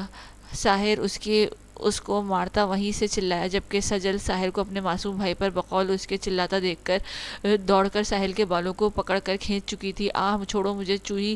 ساحر اس کی گرفت میں اپنے بال دیکھ کر چنگھاڑا۔ دوسری جانب ماہنور اپنے بھائی پر تشدد ہوتا دیکھ کر احمد کے بالوں کو چھوٹی سی مٹھی میں قید کر کے جھلا رہی تھی، جبکہ فراز، زارون اور رباب اس کو چھیڑ کر اپنی گیم میں مگن تھے۔ وہیں دوسری طرف ارتضیٰ کی غصے بھری نظریں وقفے وقفے سے رباب پر اٹھ رہی تھیں۔ زار! شبانہ شاہنواز کے سینے پر سر رکھے اس کی شرٹ کے بٹنوں سے کھیلتی مدھم دل فریب سرگوشی نما انداز میں بولی، شاہنواز نے ہنکاری بھری اور اس کے گرد حصار باندھ مزید تنگ کیا کہ وہ آدھی سے زیادہ شاہنواز پر پڑی تھی اور وہ شبانہ کو اپنی مضبوط باہوں کے حصار میں لیے سکون سے آنکھیں موندے لیٹا تھا۔ زار! میں نے احتشام کے ساتھ ہماری بیٹی کا رشتہ طے کر دیا، وہ یوں ہی مدھم آواز میں بولتی شاہنواز کے کانوں میں رس گھول رہی تھی۔ اچھا میری جان، ابھی ہماری بیٹی آئی نہیں اور تم بگانے پر تلی ہو؟ شاہنواز گمبھیر سرگوشی میں بولا اور شبانہ کے سر پر لب رکھے، دور نہ جائے اس لیے تو احتشام سے رشتہ طے کیا ہے۔ شبانہ نے سر اٹھا کر اسے دیکھا اور اس کی گھنی بریڈ پر اپنے نازک ہاتھ رکھ کے شاہنواز نے اس کے ہاتھوں کو پکڑ کر لبوں سے لگایا اور واپس اس کے سر اپنے سینے پر رکھا۔ اپنی بیٹی کو دور جانے بھی نہیں دیں گے، شاہنواز نے اس کے گھنے بالوں میں انگلیاں چلاتے کہا۔ زار! جی زار کی جان، شاہنواز محبت سے چور لہجے میں بولا، 2 سال ہو گئے نہیں اور تیسرا بھی ختم ہونے والا ہے۔ وہ نم آواز میں بولی، ہونے دو، ابھی میں ہم دونوں کے بیچ کسی کو برداشت نہیں کروں گا، چاہے وہ میری اولاد ہی کیوں نہ ہو۔ اگر ہمارے بچی جلدی آ گئے تو تم مجھے وقت نہیں دو گی اور میں اپنے ساتھ ناانصافی نہیں ہونے دوں گا۔ شاہنواز اس کی بات کی گہرائی اور اس میں چھپی پریشانی جانچ کر اس کے کان میں سرگوشی نما بول کر شبانہ کی پریشانی دور کرنی چاہی، ساتھ ہی کان کی لو کو لبوں سے ہلکا سا دبا کر چھوڑ دیا۔ اگر ہمارے بچے نہ ہوئے تو، شبانہ خدشے کے تحت بولی، کیونکہ وہ بہت سی گائناکالوجسٹ سے رابطہ کر چکی تھی، پر ان کی رپورٹ کلر تھی یا پھر اسے ایسا ہی دکھایا جاتا تھا، تو وہ دوسری شادی کر لوں گا۔ شبانہ کی سوئی وہیں اٹکتے دیکھ کر شاہنواز نے شرارت سے کہا۔ وہ اچھی طرح جانتا تھا شبانہ کو بچوں سے کتنا لگاؤ ہے، اس نے تو اپنی بیٹی کا نام بھی سوچ لیا تھا تھا. اس نے شاہ نواز سے کہا تھا کہ بیٹی ہوئی تو اس کا نام ابرش رکھے گی اور اگر بیٹا ہوا تو شاہ نواز نام رکھے گا. کیا؟ وہ حیرت زدہ آواز میں بولتی جھٹکے سے اٹھ بیٹھی اور ہوائیاں اڑے چہرے سے اسے دیکھنے لگی. شاہ نواز لبوں پہ شریر مسکراہٹ سجائے ایک بازو سے سر کے نیچے رکھ کر مخمور لہجے میں اسے دیکھ کر بولا. وہ جو خود سے بے پرواہ بغیر دوپٹے بکھرے لباس اور بکھرے بالوں میں جو کہ اس کے جھٹکے سے اٹھنے پر شانوں پہ لہرا کے گرا تھا تو کچھ شرارتی لٹیں اس کے خوبصورت چہرے پر بوسہ دیتی چہرے کے اطراف جھول رہی تھی. وہ بڑی بڑی آنکھوں کو پھیلائے اسے دیکھتی شاہ نواز کے جذبات میں طغیانی برپا کر گئی تھی. اس کی گہری استحقاق بھری نظریں شبانہ کے سراپے میں الجھی تھی. شاہ نواز آپ دوسری شادی کریں گے؟ موٹی موٹی آنکھوں میں آنسو لیے وہ بھیگی آواز میں بولی. شاہ نواز نے بغور اس کا چہرہ دیکھا. آنسو کسی بھی پل چھلکنے کو بےتاب تھے. وہ بعد میں سوچیں گے، پہلے ادھر آؤ، قریب آؤ، کچھ دیر مجھے سکون لینے دو. شاہ نواز اس کی بات کو نظر انداز کرتا گمبھیر بھوجل آواز میں بولا، جبکہ شبانہ کی حالت گویا یوں تھی جیسے جسم سے سارا خون نچوڑ لیا گیا ہو. پل میں اس کا رنگ زرد پڑا تھا. تبھی شاہ نواز نے اسے کھینچ کر خود پہ گرایا. اس سے پہلے کہ شبانہ مزاحمت کرتی وہ اس کی کمر کے گرد حصار مضبوط کی کروٹ بدل کر اسے کسی گھنے بادل کی طرح اس پر چھایا، اسے خود میں بھینچے مکمل اس پر جھک چکا تھا. شاہ نواز اس کے بالوں میں چہرہ چھپائے ان کی خوشبو میں گہرے سانس بھرتا اس کی کمر پر انگلیوں کا دباؤ بڑھا گیا تھا. اس کی بات پر شبانہ نے ہچکی بھری تھی کہ اس کی آنکھوں سے آنسو بہ کر رخساروں کو بھگونے لگے تھے. شان میری جان. شاہ نواز تڑپ کر دور ہوا اور اس کے چہرہ دیکھا جو آنسو سے تر تھا. میں مذاق کر رہا تھا میری جان، دوسری شادی کا میں سوچ بھی نہیں سکتا. وہ اس کی آنکھوں میں دیکھ کر چہرے پر جھکا اور ان آنسوؤں کو لبوں سے چننے لگا. سچ کہہ رہے ہیں نا؟ شبانہ نے مزاحمت کرتے تصدیق چاہی جو اس کے آنکھوں کو اپنے لمس سے معتبر کر رہا تھا. شبانہ نے ہچکی بھری تھی. اس کی آنکھوں سے آنسو بہ کر رخساروں کو بھگونے لگے تھے. شان میری جان. شاہ نواز تڑپ کر دور ہوا. اس کا چہرہ دیکھا جو آنسوؤں سے تر تھا. رو کیوں رہی ہو؟ شاہ نواز نے مصنوعی حیرت سے پوچھا. شبانہ نے زخمی نگاہوں سے اسے گھورا تھا. چھوڑے مجھے. وہ شدت مزاحمت کرتی غرائی. میری شیرنی چھوڑ ہی تو نہیں سکتا نا زار کی جان. شاہ نواز اس کے ہاتھ قید کیے اس کے چہرے پر جھکا اور آنسوؤں کو لبوں سے چننے لگا، جبکہ شبانہ کو اب شاہ نواز پر غصہ آ رہا تھا. دور ہٹیں. شبانہ چہرہ دائیں بائیں کرتی بیزاری سے بولی. کیوں ہٹوں؟ میں تو اور پاس آؤں گا، اتنا کہ تم سانسوں سے میری سانسوں میں لوگی. شاہ نواز ماتھے پر بل ڈالے اس کی بڑی بڑی آنکھوں کو گھور کر غصے سے جتایا. کیونکہ جو کل کرنی ہے شادی آج ہی کریں، جا کر کریں اور چھوڑیں مجھے. شبانہ بھی دو بدو بولی. وہ تو میں کر لوں گا، تم بتاؤ کہاں جانا ہے تم نے جو خود سے دور کر کے مجھ معصوم پر ظلم کے پہاڑ گرانے پر تلی ہو؟ شاہ نواز اس کو اپنے حصار میں قید کیے بے بس کی اس کی نازک ناک کو اپنی ناک سے مس کرتا، اس کے نرم و ملائم ہاتھوں کی انگلیوں میں اپنی مضبوط انگلیاں الجھا کر اس کی نرماہٹ محسوس کرتا پوچھ رہا تھا. عبید لالا کے پاس، ان کو جا کر آپ کے کرتوت بتاؤں گی. شبانہ سوسو کرتی بھیگی دکھ میں چور آواز میں بولی. اچھا، اور میرے کرتوت ہیں کیا بھلا؟ شاہ نواز نے نچلے لب کا کونا دانتوں تلے دبائے مسکراہٹ روکتے استغفار کیا. زار چھوڑے مجھے. شبانہ غصے اور بے بسی سے جھٹپٹائی. میری قید میں تم پھڑپڑا تو سکتی ہو پر آزاد نہیں ہو سکتی. شاہ نواز ایک ہاتھ میں اس کے دونوں ہاتھ سر کے اوپر بیڈ سے لگائے، دوسرے ہاتھ کی انگلیاں اس کے دلکش چہرے پہ پھیرتا تھوڑی کو خم تک لایا. آزاد ہو بھی جاؤں گی جب آپ دوسری شادی کریں گے تو. شبانہ نے رونے میں سرخ ڈورے آنکھوں میں گاڑے غصے سے کہا، جبکہ وہ جو والہانہ نظروں سے اس کی گردن پر تل کو دیکھ رہا تھا. شبانہ کی بات سے چہرہ ایک دم سنجیدہ ہوا. اس نے سرد نظروں سے شبانہ کو دیکھا جو لب بھیجے آنکھوں سے برسات جاری کیے چہرہ موڑے اپنی حالت سے بیگانہ اس کے بے پناہ نزدیک تھی. ایسی کہ تیسی تمہاری آزادی کی ایسا سوچنا بھی مت، ورنہ شادی تو میں نہیں کروں گا، البتہ تمہارے اپنے ہاتھوں سے مار دوں گا. شاہ نواز نے جھٹکے سے اس کے بالوں کی مٹھی میں دبوچ کر چہرہ اپنے روبرو کرتے برفیلے لہجے میں کہا. تو پھر آپ کیوں دوسری شادی؟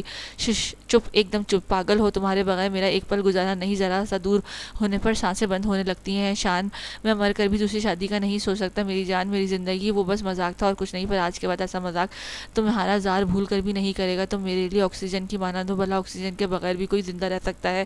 وہ اس کے ماتھے پر ماتھا ٹکائے لب اس کے لبوں سے ٹچ کرتا سرگوشی میں بول کر شبانہ کی ساری الجھنیں پریشانیاں دور کرتا چلا گیا تھا.